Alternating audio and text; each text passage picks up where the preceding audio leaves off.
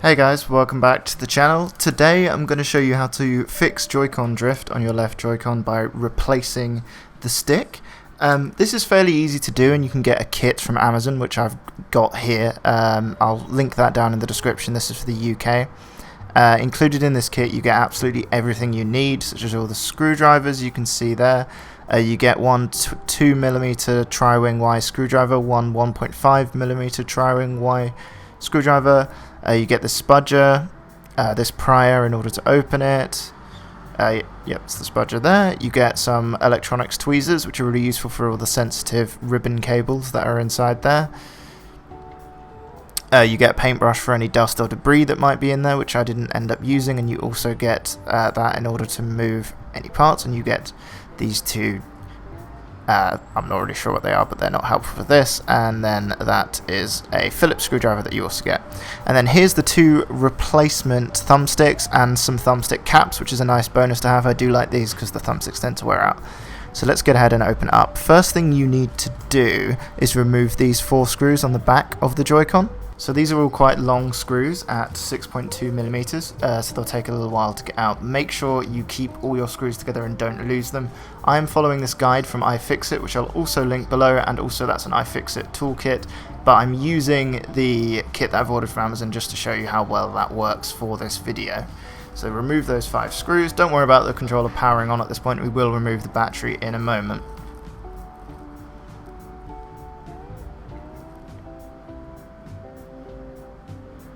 Okay, the next thing you need to do is separate the two parts of the Joy-Con. We're going to use this pick here.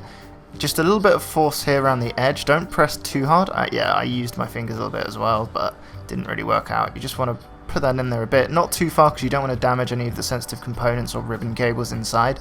This isn't a hard job. It's just you've got to be a bit quite delicate, because those ribbon cables are really quite delicate. Here you go. Just a little bit of force there to push. Go all the way around, and then you should be able to pry the thing apart. Be very careful and open it just like a book, with the charging rail facing away from you, so that you're opening it in the right orientation and don't damage those cables. So easy does it, just like a book, very, very delicately. There you go, you can see those 2 cables there connecting the 2 buttons inside the Joy-Con. The next thing we're going to need to do is remove the battery. So this is just a little press down socket. The iFixit description shows you it very well. All you need to do is very lightly pull that up. This is a little bit fiddly because there's not that much space down there, so you can see me struggling a little bit with the spudger, but eventually I managed to get that out. Just be very delicate, you don't want to damage any of the cables here. There you go, you can just get under with the spudger and it should lift right off nice and easily. There you are, and then after you've got that off, just use your prior again to pry around the battery. This is stuck down with a little bit of tape, but it should come up easily enough, and remove it from your Joy-Con. There we are.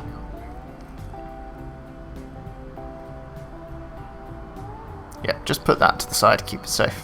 Okay, the next thing you need to do is remove these 3 screws, which I'm going to indicate in a moment. That will remove this little cover inside the case. So yeah, this screw here, this screw, and this screw, those 3. This is with a Phillips screwdriver, so a cross head.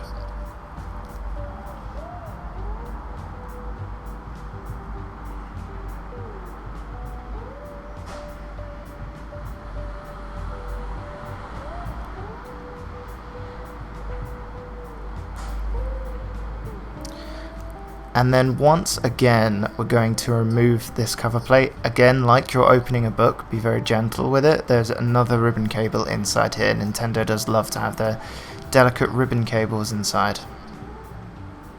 So we go very gently, just be careful. Might show some resistance at first, but it will come off. There we are. Nice and easily. And there you go, you can see that ribbon cable there. Yeah, that I'm pointing to. You've got to be very delicate about that. So this is attached via a ZIF connector, so you can use your electronics tweezers to unlock that connector. There's a tiny little, you can see that little black flap there, that's what needs to be removed. You just lift that up, and then the cable should come out fairly easily. Be very delicate here, you don't want to damage these cables, which is very easy to do so. The next thing we're going to do here is remove this ribbon cable holding the minus button in. Again, it's a ZIF connector. You need to lift up this tiny little grey flap, and once you've done that you should be able to pull out that ribbon cable. Again, whenever you're dealing with a ribbon cable, be very careful, as you can see me here doing.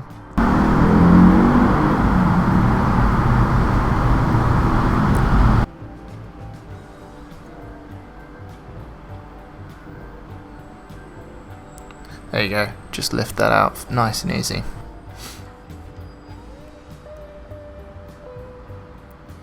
Finally, the Joycon stick itself is held in by one last ZIF connector. This is the last one of these you're going to have to deal with. I know these are fiddly, just lift that up there.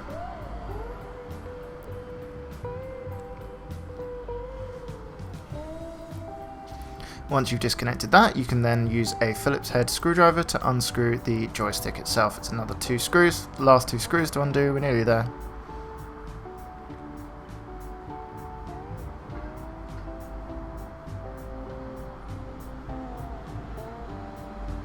Yep, just need to make sure that that ribbon cable's out the way. Again, whenever you're dealing with a ribbon cable, be very delicate.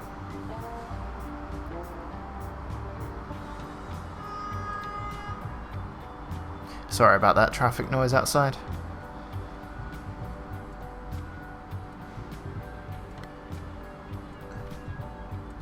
Okay, 2 screws out the way. Now the thumbstick will just lift out. There is a black gasket hole that stops any debris getting in, which is one of the things that causes Joy-Con drift, so just be a little bit careful as you're lifting it out. Make sure you don't disturb or pull off that gasket by accident. So there you go, once you've got that thumbstick out, you can see the gasket there. I have not displaced the gasket at all, it's just left there. It might lift up a little bit, just make sure you don't pull it off. Don't use much force with taking this out. Next, what we need to do is get our new thumbstick, put it back in, and then reassemble the whole thing. So let's get our thumbstick from the kit out. So here's our new thumbstick to compare. The only difference appears to be a green ribbon cable. You get 2 of these. It looks like they're identical, which should mean they should be compatible with both Joy-Con controllers, or again, if you somehow get Joy-Con drift again, you've got 2 here. So there you go, just slot straight back in. Be careful of both those ribbon cables. You have to make sure that there's a screw slot that's under one of them, so you just need to make sure that that comes above.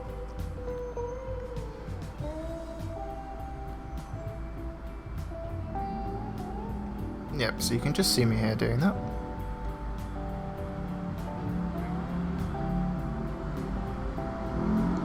Very delicate whenever you're dealing with a ribbon cable. And then take your 2 screws you just removed, screw this back into place.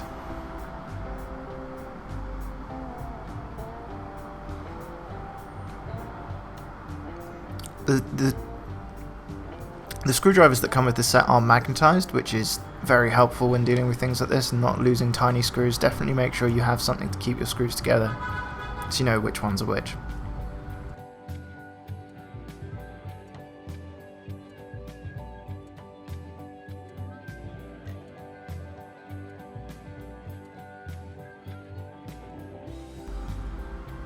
Once you've got that in nice and tight, you need to put in those 2 ribbon cables again. Remember, these have ZIF connectors, so what you'll have to do is open both of these connectors first, slot the ribbon cables in, and then close them up.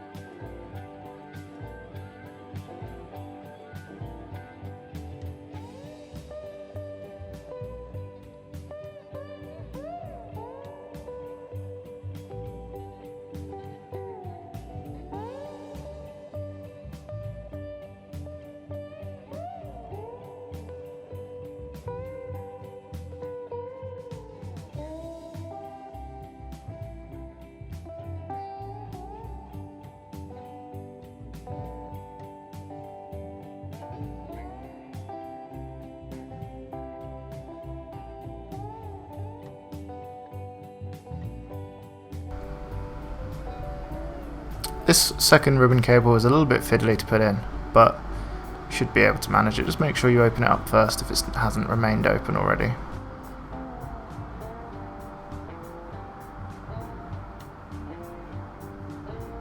Close up your ZIF connector, and then you're ready to put the next layer back on.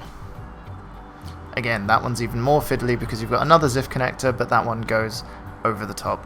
As I said, if that button falls out, don't worry about it too much, you can just push it back in. Yeah, so next you just put this very fiddly ZIF connector back in, just make sure it's open up. Be very careful with the ribbon cable here, but as long as you're getting it in the right place, you've got the right angle, just like me here, you should be able to get it back in okay.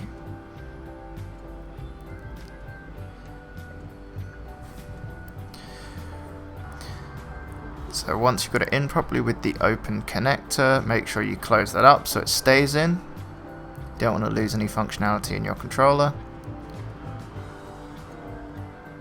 Then you can close it like a book and just checking that it's in properly. It is. Then you can close it like a book and re-screw it in with those 3 screws you removed earlier. Again, if your button falls off, like mine here, it's very easy to just hook it back in to make sure the spring's in the right place so you don't lose any functionality.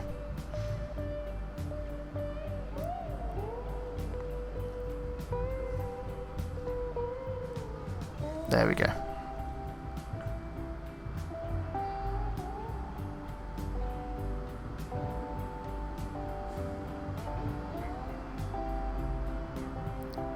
So just fold that back over, make sure the screw holes line up properly.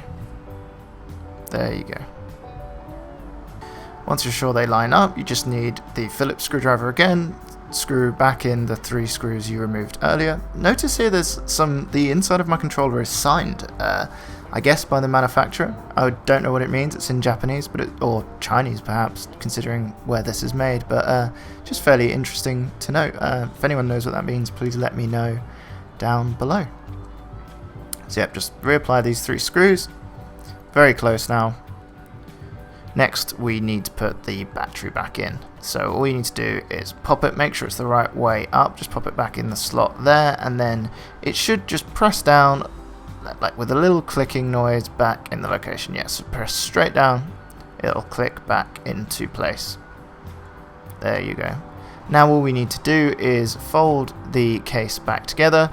It should fit very nicely. Make sure the inside fits okay.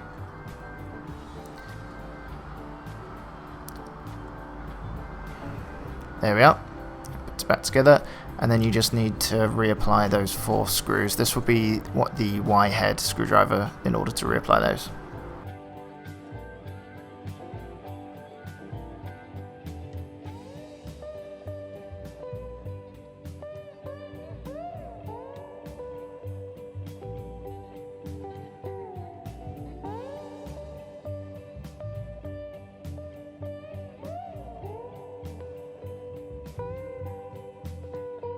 Then just have a little test click of each of the buttons to make sure it works.